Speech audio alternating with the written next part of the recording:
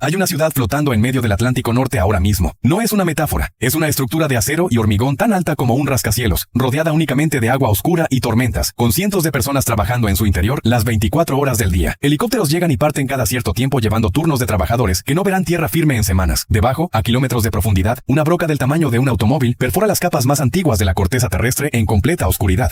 Y lo más sorprendente de todo esto no es que exista. Es que la pusieron ahí a propósito. La mayoría de las personas que alguna vez ha visto una de estas plataformas desde lejos, en fotografías, en documentales, desde la ventanilla de un avión, cree estar viendo una plataforma flotante. Una especie de barco muy grande y muy feo anclado en medio del mar. Pero eso es solo la parte visible. Lo que está debajo del agua, lo que nadie muestra, lo que los propios ingenieros describen con una mezcla de orgullo y vértigo, es una construcción de dimensiones tan extremas que resulta casi imposible de procesar para el cerebro humano. Lo que estás a punto de ver no es solo ingeniería. Es la historia de cómo el ser humano decidió hundirse voluntariamente en el océano para sacarle el petróleo desde adentro, y los sistemas absurdamente complejos que hacen falta para que nadie muera en el intento. Antes de que cualquier plataforma petrolera llegue al mar, tiene que nacer en tierra. Y este es el primer detalle que casi nadie conoce.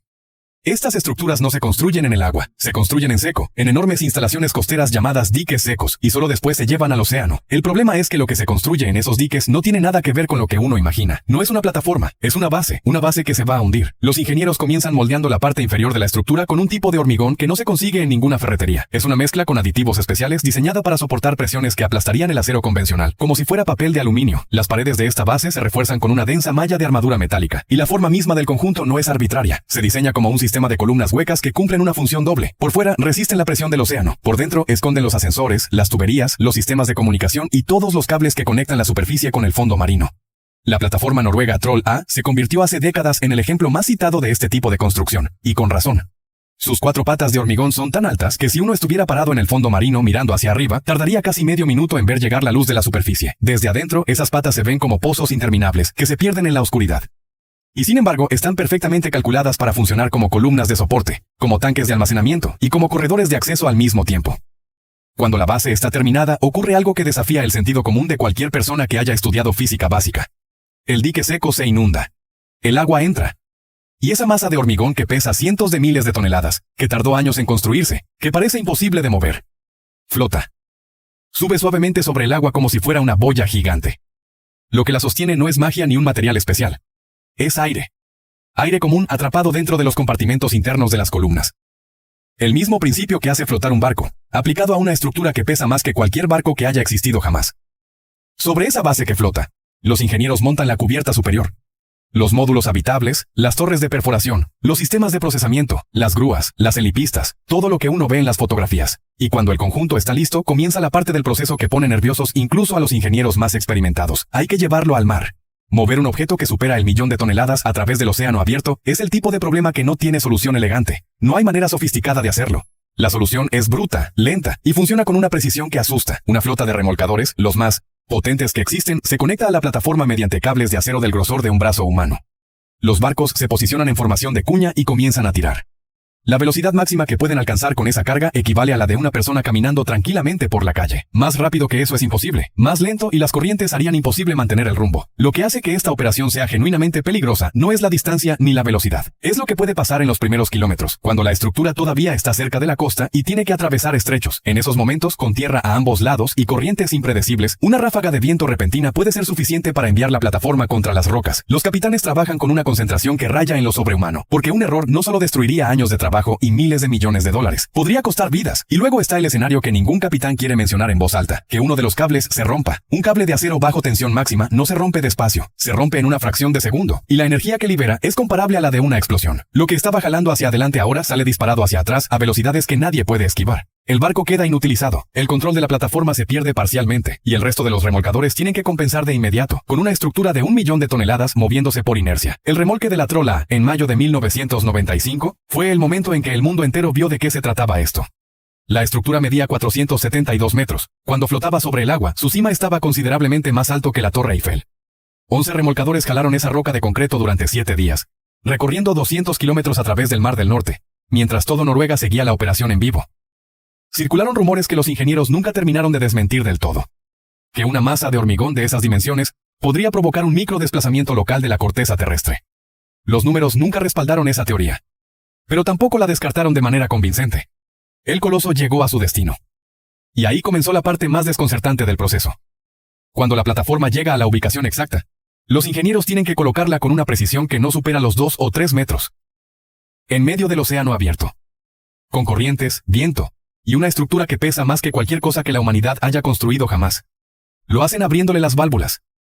El agua entra a los compartimentos internos que hasta ese momento estaban llenos de aire. El mismo aire que mantenía flotando a la plataforma ahora es reemplazado, y la estructura empieza a hundirse, lentamente. Válvula por válvula, asegurándose de que el descenso sea perfectamente vertical y controlado. Las plataformas gravitacionales no necesitan anclas ni pilotes, su propio peso las ancla. Cuando la base toca el fondo marino, las faldas de acero se hunden literalmente en el sedimento, como si uno clavara los dedos en barro. Después, los ingenieros bombean cemento en el espacio que queda entre la base y el fondo. La plataforma deja de ser una estructura flotante y se convierte en parte del fondo marino. Ya no va a ningún lado. Lo que resulta imposible de imaginar desde tierra firme es que todo lo que se ve en la superficie es apenas una fracción de la estructura real. Las columnas son tan grandes que en su interior podrían circular vehículos. Los sistemas de tuberías tienen kilómetros de longitud. Y todo eso está operando ahora mismo, en decenas de puntos distintos del océano mundial. Pero construir una ciudad en el fondo del mar es solo el primer problema. El siguiente es cómo mantener vivas a las personas que trabajan dentro. Una plataforma en mar abierto no tiene conexión con nada. No hay cables de electricidad de tierra, ni tuberías de agua potable, ni caminos de suministro que funcionen en tormenta. Todo lo necesario para mantener con vida a cientos de personas tiene que generarse en el lugar o traerse desde cientos de kilómetros. El corazón energético son las turbinas de gas que funcionan con el mismo combustible que la plataforma extrae del subsuelo. Una economía circular extraña. El fondo marino alimenta los motores que hacen funcionar la extracción. Es eficiente hasta que algo sale mal. Si las turbinas se detienen en medio de una tormenta, los sistemas de soporte vital empiezan a fallar en minutos.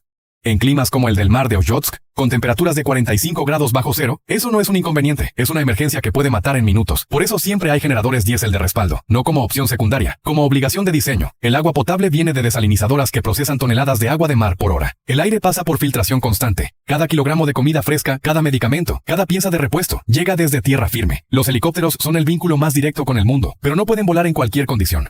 La niebla, los vientos y las tormentas los dejan en tierra. Cuando eso pasa durante días, la plataforma opera con lo que tiene. Por eso las reservas de emergencia se calculan para semanas. Las cargas pesadas llegan por barco. Buques que se mantienen en posición junto a los pilares durante marejadas, mientras las grúas levantan contenedores de varias toneladas desde el mar. Un contenedor oscilando en el extremo de una grúa con olas de 4 metros es el tipo de operación donde un error no tiene segunda oportunidad. La vida interior funciona con lógica militar. 12 horas de trabajo, 12 de descanso, sin días libres durante toda la guardia. Para mantener a las personas funcionales en ese ciclo, la plataforma ofrece lavanderías, gimnasios, saunas y 4 comidas al día. No es un lujo, es una necesidad operativa.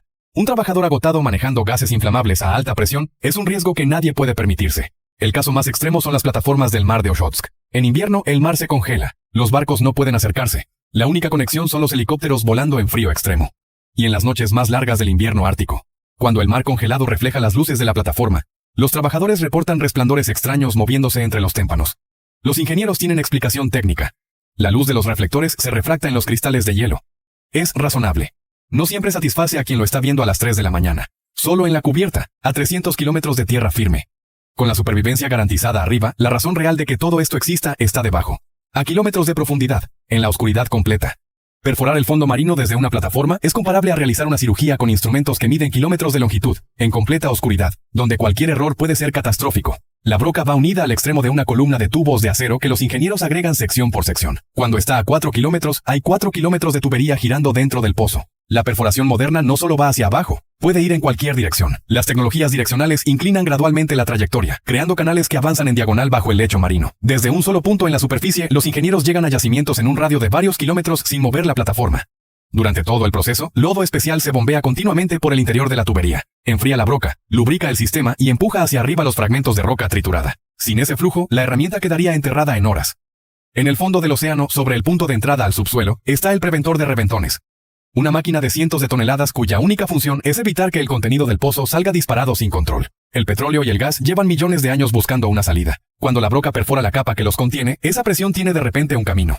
Si nadie la controla, lo que sale no es un chorro ordenado, es una explosión. El preventor activa cuchillas hidráulicas que cortan los tubos de acero y sellan el pozo en segundos. Lo que llega a la superficie no es petróleo limpio, sino una mezcla de crudo, gas, agua salada y arena. Se procesa en separadores directamente en la plataforma. El agua pesada al fondo, el petróleo al medio, el gas liviano arriba. El agua filtrada vuelve al mar. El gas alimenta las turbinas. El petróleo va a tuberías submarinas o a buques cisterna. Esta cadena no se detiene nunca. Las 24 horas, los operadores monitorean presión y temperatura en cada etapa. Aquí los problemas no esperan. Cada plataforma en mar abierto comparte una característica que ningún arquitecto de tierra firme tiene que considerar. El entorno está activamente tratando de destruirla. Las tormentas son la amenaza más visible. Las olas no se parecen a las de playa. Son muros de 10, 15, 20 metros que avanzan con una energía difícil de cuantificar. La respuesta no fue construir algo que las resistiera frontalmente. Fue diseñar estructuras que las dejaran pasar. Columnas aerodinámicas, módulos elevados, uniones flexibles que absorben impactos sin llegar al punto de ruptura. Pero existe una categoría que desafía todos esos cálculos. Las olas asesinas se forman de manera repentina e impredecible, alcanzan alturas de varios pisos y aparecen sin aviso suficiente. Su masa es tal que no se desvían. Simplemente pasan por encima de lo que encuentran. En el Atlántico Norte y las aguas árticas, los icebergs representan otra amenaza. Masas de millones de toneladas que se desplazan con las corrientes. Cuando uno se dirige hacia una plataforma, las opciones son intentar desviarlo con remolcadores, solo funciona con los más pequeños, o confiar en el diseño. Las plataformas modernas están diseñadas para soportar impactos de icebergs considerables y terremotos de hasta magnitud 9, requisitos surgidos de accidentes reales. La amenaza interna es diferente. En una instalación donde petróleo, gas y oxígeno coexisten permanentemente, el riesgo de incendio no es emergencia eventual. Es posibilidad constante. Al primer indicio de humo, los sensores activan el sistema automático sin esperar confirmación humana. Cortinas de agua rodean las instalaciones. Cañones robotizados inundan el foco con espuma química que elimina el oxígeno. Mamparas herméticas contienen el fuego horas enteras, dando tiempo a la tripulación para llegar a los botes salvavidas. La plataforma china Haiyang se convirtió en referencia de resistencia extrema. Opera en el Pacífico Occidental, donde recibe los tifones más intensos de ese océano. Durante uno de esos eventos, olas de más de 30 metros golpearon la estructura durante horas. Los sistemas de posicionamiento dinámico, hélices submarinas que compensan fuerzas externas automáticamente, trabajaron al límite. La tripulación permaneció horas en oscuridad completa, mientras el viento hacía imposible la comunicación. En los días posteriores apareció una versión alternativa. Los sensores habrían registrado en el momento de mayor intensidad un objeto de dimensiones considerables directamente debajo de la estructura, absorbiendo energía de las olas y reduciendo las oscilaciones. Ningún informe oficial lo confirmó. Los ingenieros atribuyeron la supervivencia al posicionamiento dinámico y al diseño estructural. La historia no desapareció. Solo se trasladó a los foros donde ese tipo de relatos sobrevive más cómodamente. A varios kilómetros de profundidad, donde la broca avanza a través de roca que lleva millones de años sin contacto con el mundo exterior, los sensores registran a veces cosas que no estaban en los planos.